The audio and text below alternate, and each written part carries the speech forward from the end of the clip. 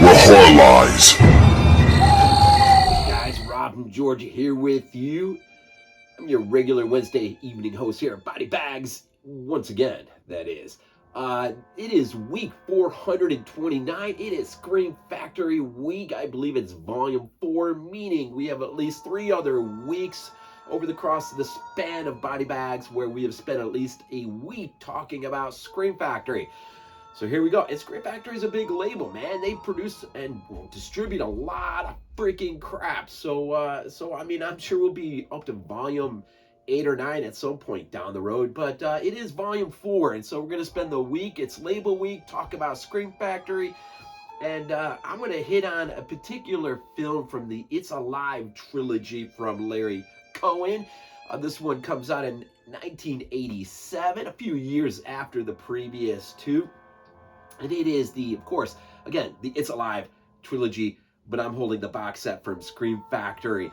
I think at the moment it runs $30 on Amazon. I can't remember how much I paid for it. I think I pre-ordered it or whatever way back when it first came out. But the third piece is the piece I'm going to sort of focus in on. But I wanted to do it mostly. I mean, no one's ever talked about It's Alive that I know of, or I think we might have done it a year or so ago. I think maybe it was our episode, I want to say 300 maybe, or something like that. I think it came up, the original It's Alive, and then I think I was the one who had to do the remake It's Alive, which is not the worst film in the world. But it's not as good as the original 3. Larry Cohen, man. Just real quick, man. Well, let me just get into the Scream Factory release here real quick. Reversible cover art. You guys know the deal on Scream Factory, man. But here's the artwork that I like to have shown here. But alternative artwork is inside.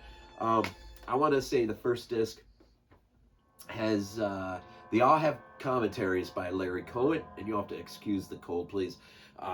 Just sinuses and everything else, whatever. The first disc, or the first movie, it does have a pretty big documentary on there that covers pretty much the whole trilogy, I think. But and there's some radio spots, TV spots, for the nostalgia side of all of us.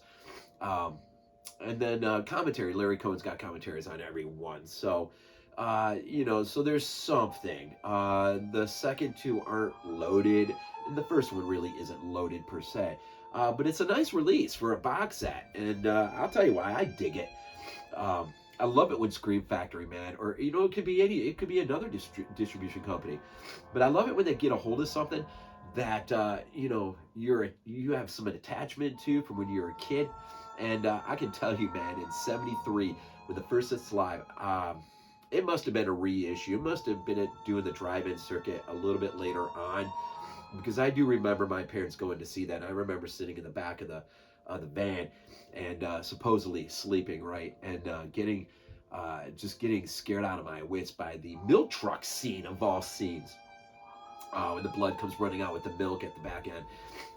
And then, but the second one probably resonates with me more than the other two, mostly because I was, 78 it came out. It was on HBO, back when HBO was a big thing, really big thing. And I remember watching it, and I remember having nightmares, man. Just the idea that you could be in bed and these things could be under the covers with you, these little mutant babies.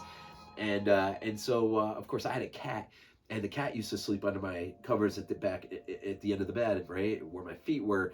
And just sometimes my nightmares and the cat going after my feet would coincide, really just scaring the just absolutely crap out of me. And so that movie, the second one, really resonates with me really well. But I do remember being at the drive-in as a real little kid, seeing the first one. The third one, which I'll take a few minutes here, the third one's interesting. It's sort of new to me in a sense that I never really took the time to kind of delve into it. What they say about the third piece of a lot of things. And but I'm telling you, this movie really surprised me. I thought it was an appropriate ending of a trilogy, that Larry Cohen could have given us. And basically, what we have here, if you're not that familiar to the It's Alive world, really you have at the very beginning, you have this baby that is born that is mutated, like a creature, due to some pharmaceutical experiment or something. Man, it's something just crazy, right?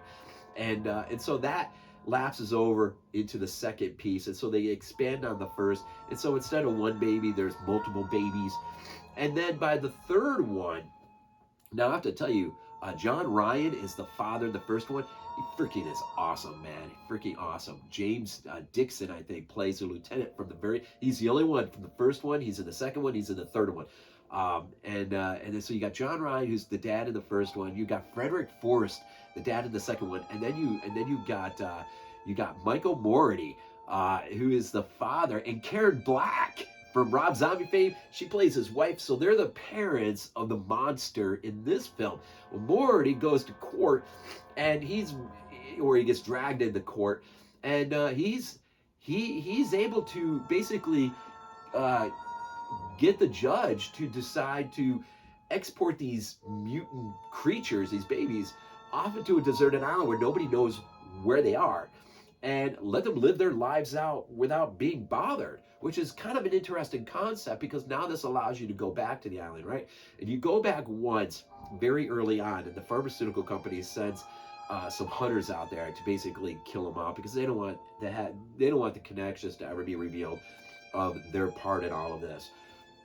But of course, they're all killed by these mutant babies, and so now you push forward about 5 years, and Moriarty is conned by Dixon, who plays the lieutenant. Perkins, I think his name is, and a couple others, to go back to the island 5 years in to basically see how these babies are living in their environment. Well, it's not going to end well, and it doesn't. And so ultimately ends up most of them dying on the island or being left on the island, and these babies seizing the boat with Moriarty to basically take them back to California, where they can, or at least the one in particular, where they can hunt down Mom. There's a reason they need Karen Black, the mother. They need her, and I'm not going to say why. It's kind of hard to spoil these movies in a way, but there is an interesting sort of tie up to the trilogy, and it does leave it open a little bit, which I found very interesting. I watched it a few times, and I'm telling you right now, it's a movie that is going to grow on me, and I love just watching Karen Black, and Moriarty, of course, I know from the stuff. I know from Q the Winged Serpent, of course, other Larry Cohen films. Daniel Pearl shot this film, of course, Texas Chainsaw Massacre 74. I didn't realize 3/4 of his career is wrapped up in shooting concerts and music videos, which is kind of interesting. Rick Baker's got his hands on this film and the creature effects. Of course, he had his hands on, I think, on the whole trilogy to some point. So anyway, so you got some names, you got some collaborators, who and some good actors. Frederick Forrest in the second one is great. John Ryan might be the best of them all, but Moriarty is absolutely fun to watch. And there is the black. Let's see, the black humor is really ratcheted up in the third piece. The second one is pretty much straightforward, and there is some black humor. Excuse me, under the surface working in the first one in '73. But anyway, Scream Factory did an absolutely, if I can find my box, did an absolutely fantastic job. The artwork, just the whole setup, the extras inside, they always do a really good job. And, it would be nice if they get their hands on something like, say, Blood Beach or something. Although I do have Alligator on 4K coming to me, and Alligator to the Mutant. I think that's slated for February 22nd release, when it'll hit the street. But anyways, It's Alive, man. Larry Cohen from 1987, the third piece to this trilogy. A pretty darn good trilogy, man. A really fun one. Here at week 429, we're just going to talk Scream Factory again, volume 4, all across the entirety of this week, man. So whatever's going on in your life, man, just all my hopes, all my prayers go out to you. And of course, we've got my dogs Monday night playing for a national championship. Very much looking forward to that. Now, of course, this video drops on Wednesday. I'm doing this on Sunday, so That's why I say that.